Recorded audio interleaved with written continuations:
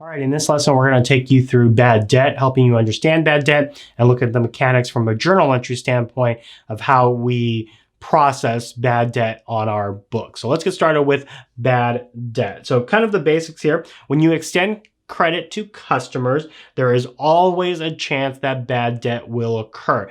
And I wouldn't say that there is a chance, it's going to happen. So there is going to be bad debt when you extend credit to customers. Now, hopefully it's not a lot. Hopefully you have great due diligence, but it's just going to happen. So you got to be prepared for it. So now what is bad debt? This is an instance where a customer does not pay the debt or the credit that you extended to them. Now, what does GAAP tell us? Well, US GAAP tells us that we need to keep in mind two rules when we're extending credit. The first rule is that we need to report accounts receivable at its net realizable value. So the net realizable value tells us what amount of the accounts receivable do we actually believe we're going to receive back. So for instance, if I lend out $1,000, $900 to a business, $100 to my brother, the question is how much do I actually expect to receive back? Well, I've lent $100 to my brother, but I don't know if I'm going to expect that back per se. Maybe I told him it's a loan, but if he doesn't pay me back, it's probably okay. So in my books, instead of putting $1,000 of accounts receivable, I'm only putting $900. What do I expect to receive back? I expect to receive back the $900 from the business that I sold inventory to. But my brother, in real life, I probably gave him the $100 rather than actually lend it to him. So we're going to report $900. So we want to report our accounts receivable on the amount that we expect to receive. So if we know that a percentage of our customers are not going to pay, we need to remove that from our accounts receivable amount on our balance sheet. Up until this point, we said to include all accounts receivable. Now we're telling you that we're going to have to report what we expect to receive, the net realizable value. So that's the first rule that we have to keep in mind. The second rule has to do with the matching principle or the expense recognition principle. And what that tells us is that we have to match the bad debt expense to what caused the expense. So the question is what caused the expense? Well, what caused it was the extension of credit. It wasn't that a customer decided not to pay you. If you never extended the credit, you would never have bad debt expense. So this key thing that we have to think about is when do we book bad debt expense? And that's what we're going to be talking about for the rest of this lesson. So thinking about those two rules here, it's very important on how we treat bad debt expense in our books. Now, the expense recognition principle or the matching principle tells us that because the expense recognition principle, we need to report bad debt expense in the period which causes the bad debt, not the period in which it happens. So what causes it is the extension of credit. When does it happen? It happens when the customer defaults on their loan. So there's two different times when it comes to thinking about bad debt expense. Now, with the expense recognition principle, we got to know that because of this, we estimate bad debt expense in the period that we make a sale, almost like a third entry when we make a sale of credit. So when we make a sale and it's for inventory, we are going to do the sale, the cost, and then the third entry is if we sold it on credit, we need to do a bad debt expense allocation or entry. So we're going to book a bad debt expense in the period the sale happens, even though we don't know when or who is not going to pay us. Okay. And we'll get through all of those calculations in other lessons. Just understand that we're going to book the expense in the period in which we made the sale, not when the customer defaults on their accounts receivable or notes receivable. Okay.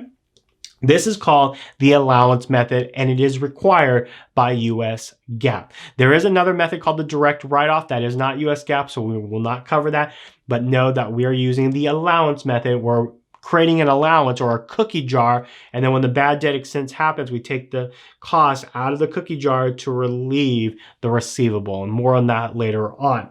So there is an account that you are going to learn. So bad debt expense is obviously a new account. The other account that you're learning in this section is the allowance for bad debt. So the allowance for bad debt is a contra asset account. It reduces the accounts receivable account without actually reducing it for the expected bad debt. So when we say accounts receivable needs to be reported at net realizable value, we're still going to report all of our receivables. So I'm still going to report $1,000 owed to me, but below that, I'm going to have this contra asset allowance for bad debt. And so in my example of the $100 to my brother, that allowance for bad debt would be $100. So the net AR would be 1,000 minus 100 is 900. So allowance for bad debt is the contra asset to the accounts receivable account. Okay, so now this brings the account receivable account to its net realizable value, which is what GAAP wants us to do at the end of the day. Now, this allowance for bad debt, I like to think of it as a cookie jar. We fill it up when we make a sale. So, we're taking a portion of that sale and we're putting into this cookie jar, allowance for bad debt. And then as customers don't pay us, we're going to take the amount out of the cookie jar and extinguish their debt. So extinguish their AR, extinguish their notes receivable. And hopefully as we're doing it, if we're doing it right, the cookie jar should always have something in it in order to pay off a debt. Now, I don't like to use the word pay off because it's not really paying off, but we're just kind of swapping the accounts receivable for the allowance for bad debt. Okay, so that's what this is. It's a cookie jar. We put money in when the sale is made. We take money out when the customer doesn't pay us. Now, the allowance method has two entries that is needed at different times. So the first entry that you need at the first moment is the actual estimated of the bad debt. So the bad debt expense. So we're going to record the estimated bad debt when the credit sales occur. Then the next entry that needs to happen is later on when we find out we can't collect from the customer. When we can't collect from the customer, we're going to remove the customer's balance from our AR ledger. So we're going to reduce their balance to zero because we don't want to show that on our books.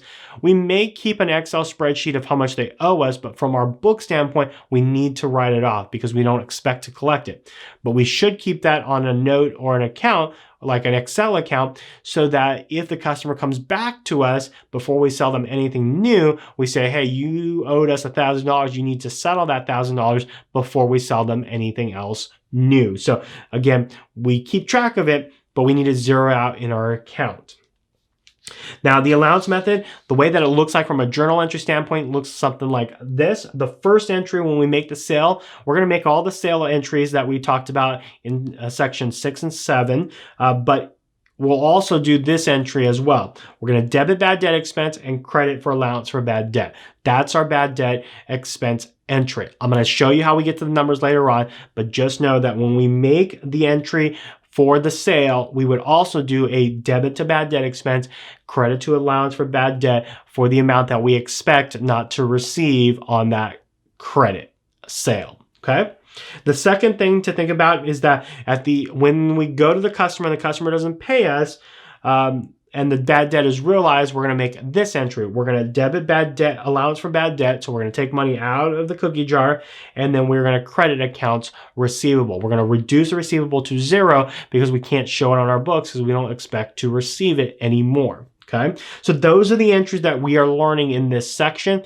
Debit bad debt expense, credit allowance for bad debt. That's when we make the sale, and then then when the bad debt is realized, we're going to debit allowance for bad debt and credit AR.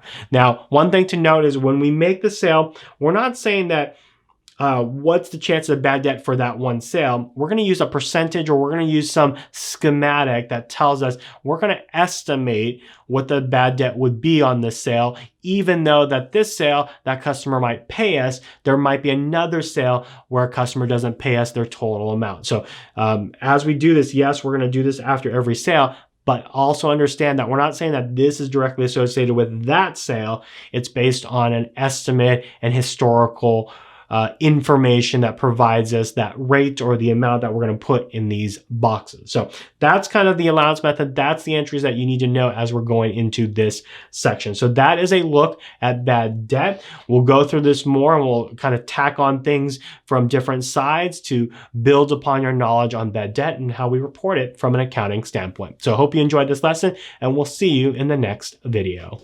Hey guys, if you like this video, make sure you press the like button below. And if you're looking for worksheets that go along with all of these lessons, head over to my website at patrickleemsa.com or clicking the link in the far right. And I've got your next lesson right over here. So just click that link and it'll take you to that video. So until then, we'll see you in the next lesson.